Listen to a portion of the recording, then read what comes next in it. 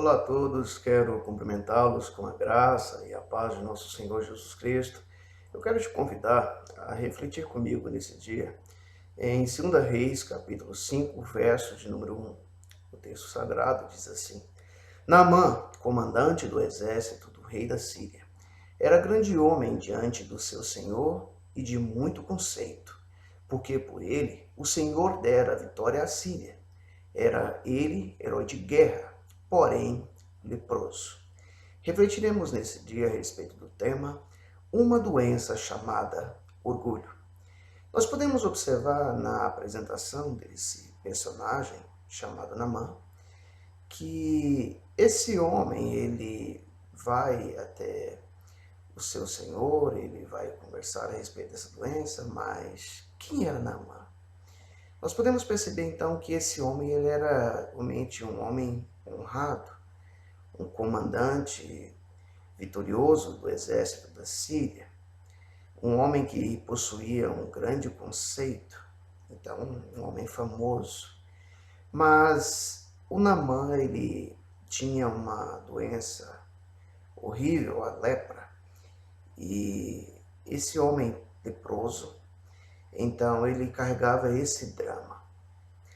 E esse homem, então, num determinado dia, ele vai buscar ajuda, ele vai procurar a solução para o seu problema nos lugares errados. Nós podemos observar nos versos 4 a 7 que o Naamã, ele então se dispõe, após escutar o relato da menina israelita, que havia um homem de Deus no território de Israel, mas aonde ele vai buscar ajuda? O Naamã, ele vai até o rei da Síria e ele vai falar com o rei da Síria. E o rei da Síria, consequentemente, vai agora preparar algumas preciosidades, vai preparar prata, vai preparar ouro, vestes festivais. E perceba você que ao invés desse homem ser encaminhado ao profeta que a menina havia dito, ele está sendo encaminhado pelo rei da Síria ao rei de Israel.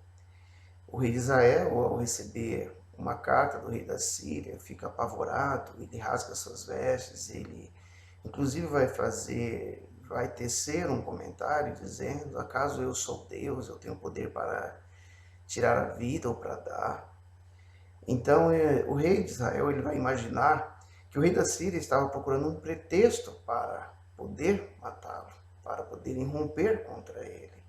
Então nós podemos entender aqui que esse mesmo erro, às vezes cometido pelo Naamã, tem sido o erro de muitas pessoas na atualidade. Às vezes nós estamos procurando a solução para os nossos problemas nos lugares errados. E o que pode ser pior do que isso, tanto naquele tempo como na atualidade, quando também, muitas vezes, há da nossa parte um desprezo em receber as orientações divinas, a orientação de Deus.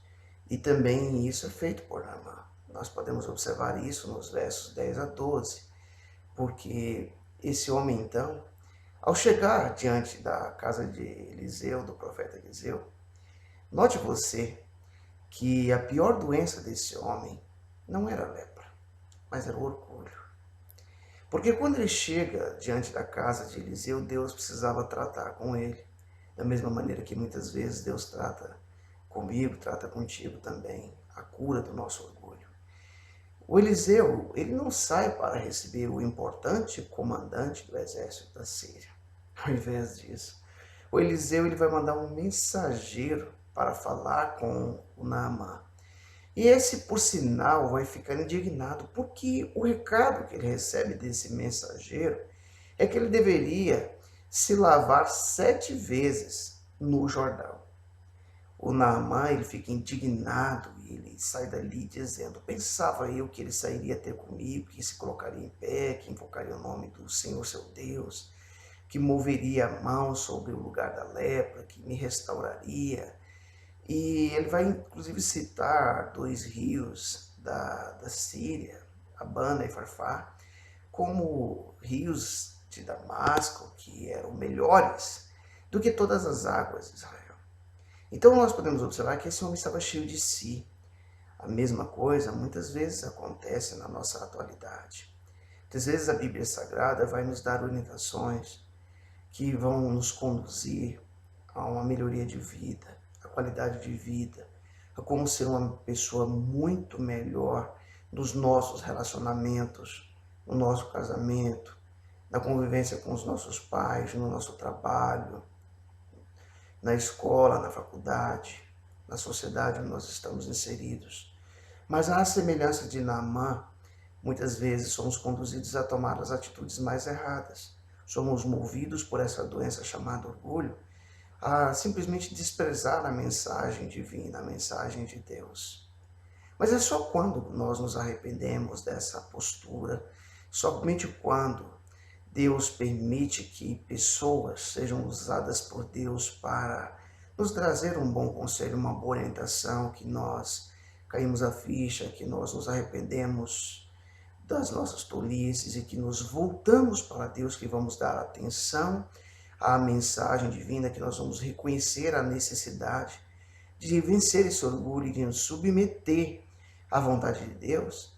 É nesse momento que nós vamos receber a bênção tão almejada.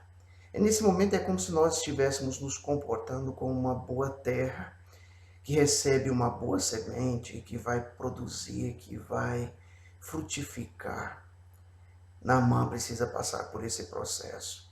E a verdade é que muitas pessoas hoje têm passado por isso também. Poderiam não sofrer tanto se simplesmente aceitassem a mensagem de Deus em suas vidas. Mas então os versos 13 e 14 vão nos relatar que o Naamã, ele, ao ouvir seus oficiais que chegam até ele, vão dizer para ele as seguintes palavras: meu pai, se te houvesse dito o profeta alguma coisa difícil, acaso não farias? Quanto mais, já que apenas te disse, lava-te e ficarás limpo. Então ele desce, ele mergulha no Jordão 7 vezes, consoante a palavra do homem de Deus. E a sua carne se torna como a carne de uma criança. Esse homem fica limpo. Às vezes, nós queremos questionar a Deus, questionar a sua mensagem, questionar a forma de Deus agir em nossas vidas. Mas é só quando nós obedecemos que nós nos dispomos a nos limpar do nosso orgulho nas águas barrentas do Jordão dos nossos dias. É que Deus nos limpa do orgulho, que Ele nos limpa de tudo aquilo que nos impede de ser abençoados. Nós precisamos ser uma terra onde Deus trabalhe, onde Ele plante a sua semente, que é a palavra, e que venha gerar frutos, que venha gerar 100, 60, 30. E por sinal, esse é o versículo que eu quero concluir essa mensagem, fazendo uso das palavras de nosso Senhor Jesus Cristo, no Evangelho de Marcos, capítulo 4, verso 20, onde Jesus diz: os que foram semeados em boa terra são aqueles que ouvem a palavra e a recebem, frutificando a 30, a 60 e a 100 por um. Que você possa ser essa pessoa, que Deus esteja agindo, esteja operando, que esteja plantando a boa semente e que você possa vencer essa doença maldita chamada orgulho. Que Deus nos abençoe poderosamente.